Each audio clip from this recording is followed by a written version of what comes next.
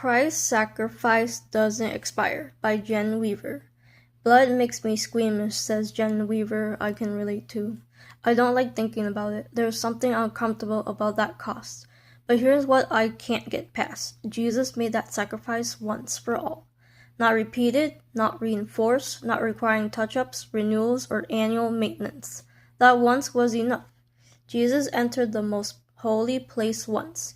He secured eternal redemption once. The blood of the sacrifice was offered once. Access restored, distance removed. Jesus secured our redemption and our reconciliation. He made a way for our reunion with God. But I can treat my faith like it needs constant re-earning, like yesterday's grace expired overnight and I woke up back at 0. But this verse won't let me do that, even though I've tried. Once for all covers everything. Gentle invitation. If old guilt tries to mess with you, remember Christ's sacrifice was complete the first time, and He offers you full forgiveness. Embrace what He offers without hesitation. Tomorrow we stand beneath the final words spoken from the cross. Hebrews chapter 9 verse 12. He did not enter by means of the blood of goats and calves, but He entered the most holy place once for all by His own blood, thus obtaining eternal redemption. Amen. Hebrews chapter 10 verses 1 to 14.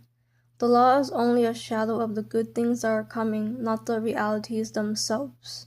For this reason it can never by the same sacrifices repeated endlessly year after year make perfect those who draw near to worship.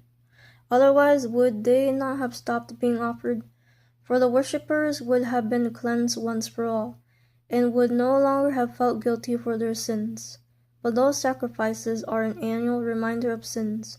It is impossible for the blood of bulls and goats to take away sins. Therefore, when Christ came into the world, He said, "Sacrifice and offering you did not desire, but a body you prepared for me. With burnt offerings and sin offerings you were not pleased. Then I said, Here I am, it is written about me in the scroll. I have come to do your will, my God."